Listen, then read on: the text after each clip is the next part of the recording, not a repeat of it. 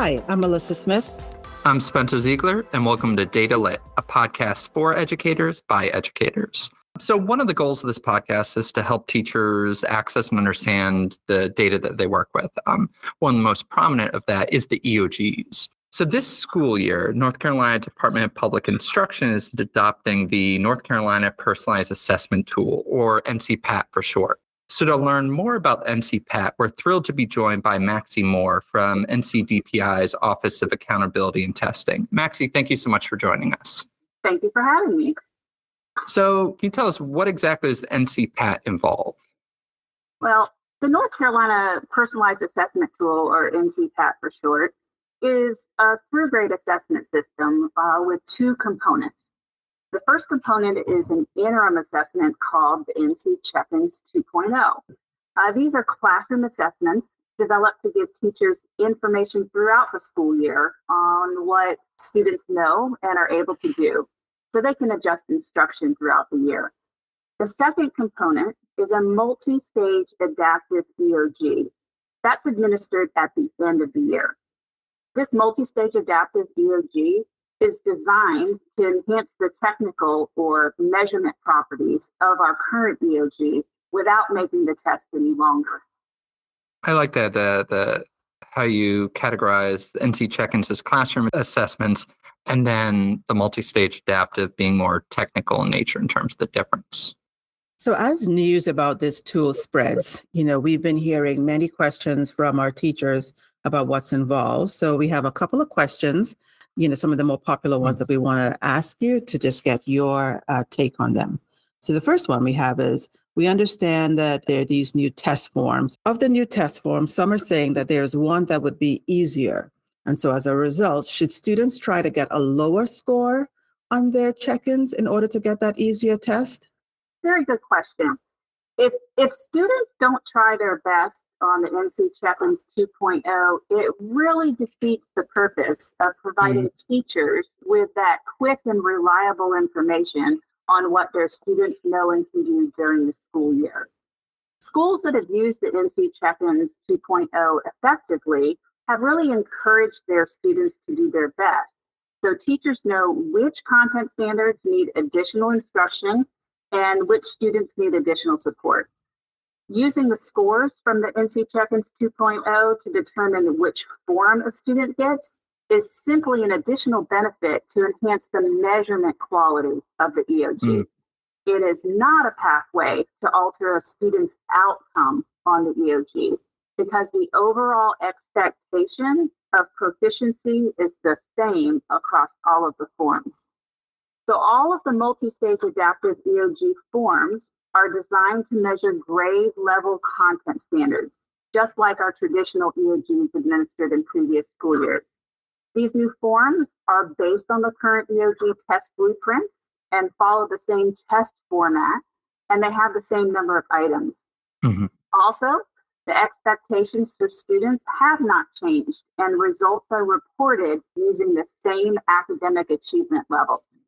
This means that all students, regardless of the multi-stage adaptive EOG form assigned, can score anywhere on the full range of academic achievement levels, which are the not proficient, level 3, level 4, and level 5.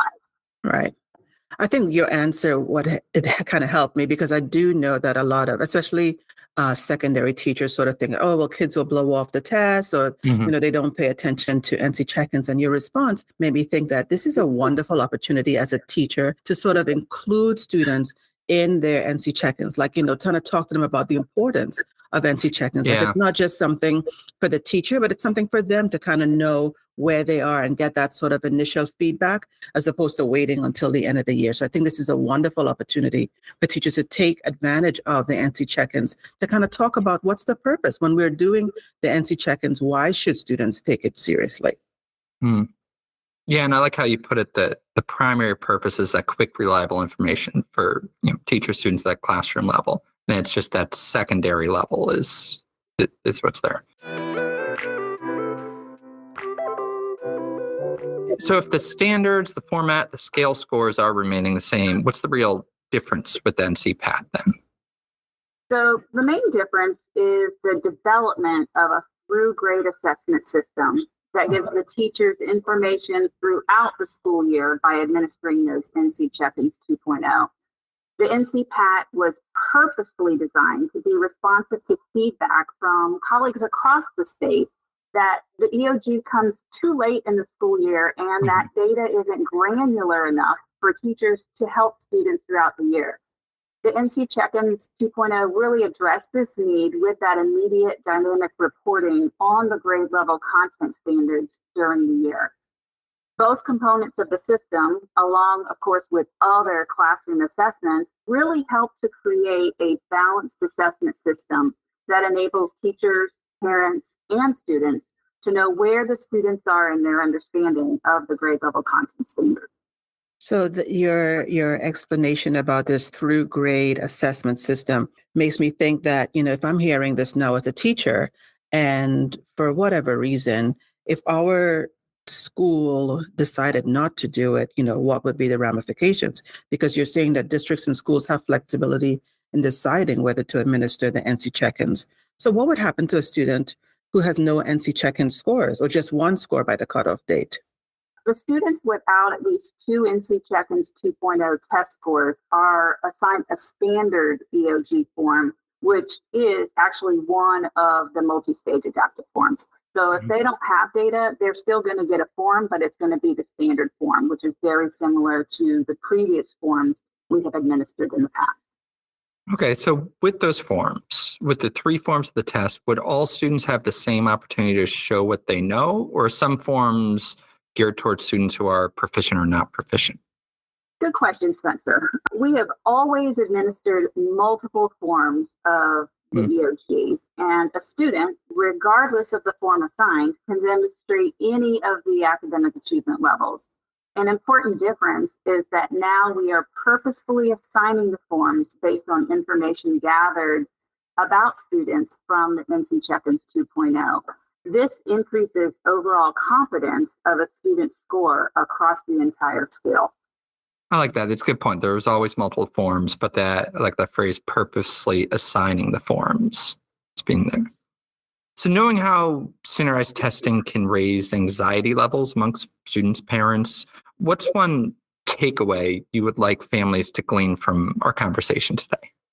So the EOGs have not changed, but the way the test form assigned to a student has been improved. All students, regardless of the EOG form, have that opportunity to score not proficient level 3, level 4, and level 5. Having an assessment system with the NC Check-ins 2.0 gives teachers more information so that they can help students during the school year, which really is the most important feature of the system, to help teachers help students. Keep in mind that the EOG is just one data point to know how your student is progressing in school.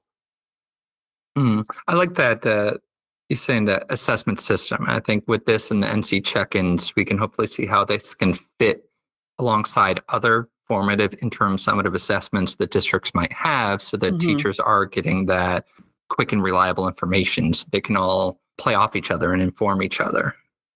Yeah, and I like how we are trying to emphasize the importance of the instructional purpose of the NC check-ins, right? I mean, very often we tend to see quote unquote summative assessments as not having an instructional purpose. It's just a test for test's sake. But I'm liking that we keep emphasizing the instructional purpose and an opportunity to tweak, because, as a teacher in a classroom, that's the one thing we always complain about.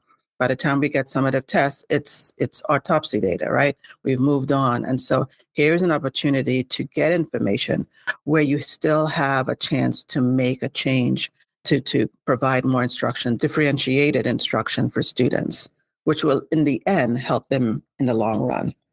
Yeah, and Melissa, I'm going to steal one of the words that you use oftentimes. I appreciate you kind of demystifying some of the misconceptions of the NCPAT, because I think that when there's anxiety about an assessment, it's probably not going to be used fully to benefit our students. But when you understand where it can fit within an assessment system, I think hopefully that can make it more beneficial for our educators.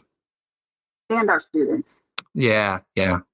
Well put. And I think after this year, when people realize that the world didn't fall apart because of NCPAT, I think they'll be like, oh, okay. We can breathe again.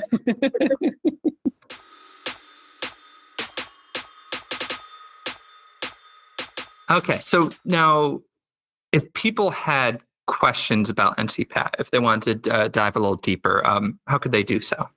If they have additional questions, they can click on the web link in the description below. There are multiple resources on the DPI NCPAT webpage, including an FAQ document that can help answer any lingering questions. All right, that'll be great. So yeah, just listeners, just look down and you'll see a bunch of links that are going to kind of help you to do that. And if listeners want to know more about our podcast, they can access our website at www.wcpss.net/datalit. Thank you so much, Maxey, for coming and helping to demystify the NCPAT for us. Yeah, thank you so much for the invitation. Yeah, our pleasure. And thank you to Rolesville Middle School's Jamaal Wellman for the wonderful theme music. And we'll catch you next time. Bye. Bye.